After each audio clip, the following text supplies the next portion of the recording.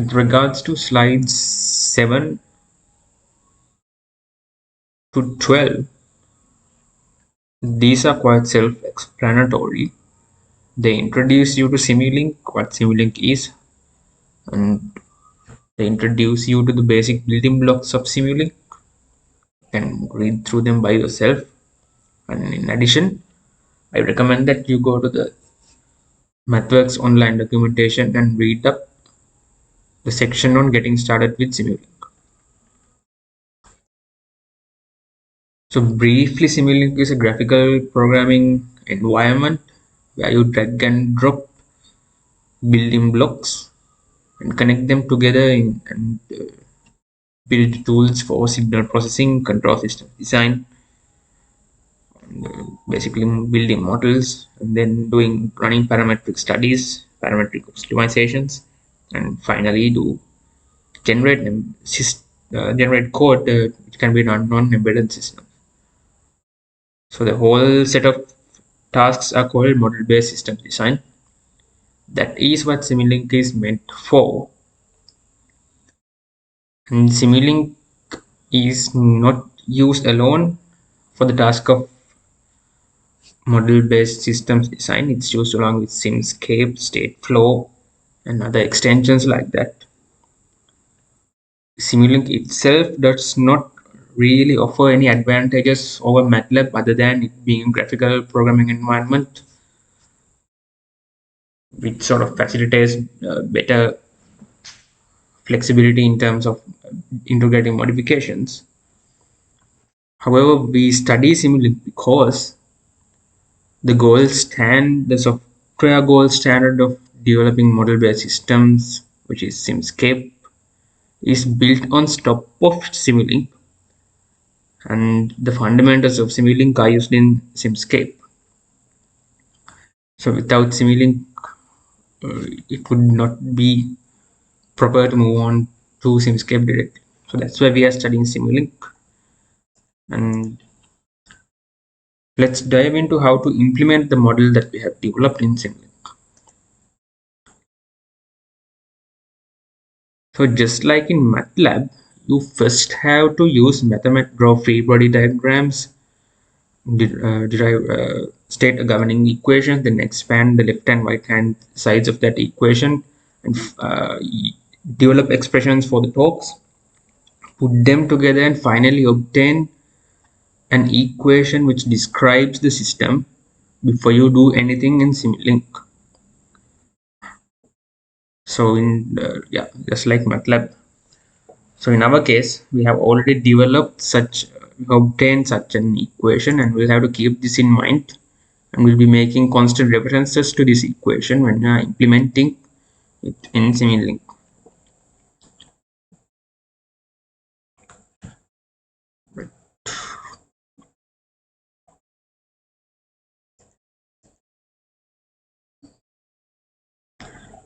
Right.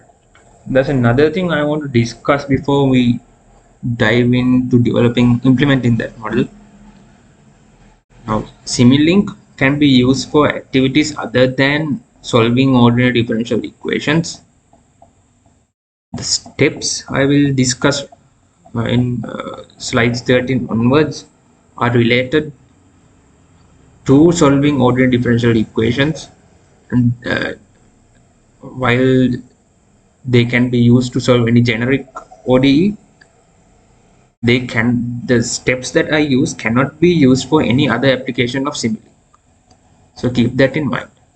If you want to use Simulink for any other application other than solving ODEs, then you would have to refer to the Simulink portion of MathWorks online documentation, go through the tutorials and examples, and figure it out on your own. So in this lecture 4, we'll be studying and using Simulink to implement and solve the second order ODE that we have already developed. So let's dive right in. Now the steps the steps I'll be discussing are recommended by the MathWorks documentation, and It's also based on the patterns that I have observed for solving generic ODEs. So the steps that we'll be discussing can be used to solve any generic ODE or only.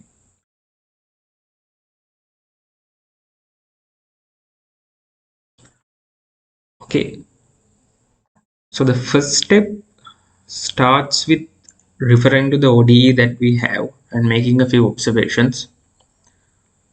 One observation is that we need to observe the order of the equation, the order of the ODE. In this case, it's a second order ODE. We notice that because this is the theta dot is the first derivative of theta and theta dot is the second derivative, and the second order derivative is the highest order derivative term existing in this ODE.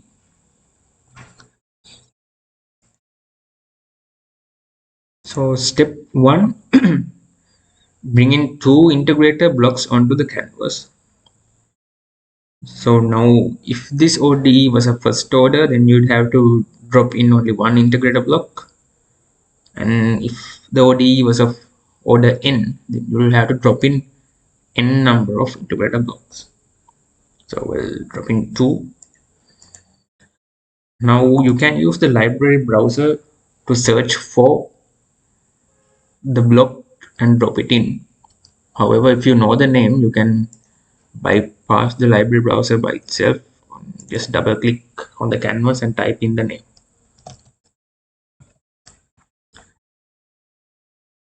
So now in order for you to know what name to type, you must be familiar with the types of blocks available in the library browser, and for that, once again, you have to refer to the MathWorks documentation and see for yourself what the blocks or what kind of blocks are available and what each of those blocks do. You don't have to go into detail, but a rough overview would be fine. So we had to drop in 2 blocks. Instead of repeating this action, I'll just make a copy of it and place it over here. And the next sub step of step 1 is to connect upstream blocks, connect the outputs of upstream blocks to the inputs of downstream blocks. So going leftward would be upstream and going rightward would be downstream. That's the standard I follow personally, and standard which you can follow as well. So I'll make the connection, and then we have to make a few observations. I will develop the block diagram in a manner that the output of the rightmost integrator block would be theta, and if I were to follow such an approach, since this is an integrator block, the input to this block should be the what we obtain when we integrate theta. So if this is to be theta, then the input should be theta dot, which is the angular speed. And since this is an integrator block as well, the input to this block should be what we get when we integrate this signal. So if this is theta, then this is theta dot, this would be theta dot dot. At the moment, we don't have these two signals, we only have the one in between.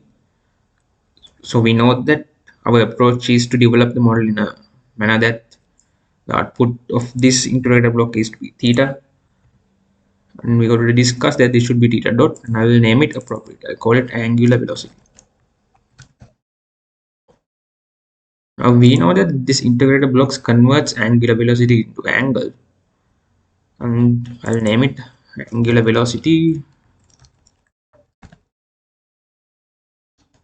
to angle.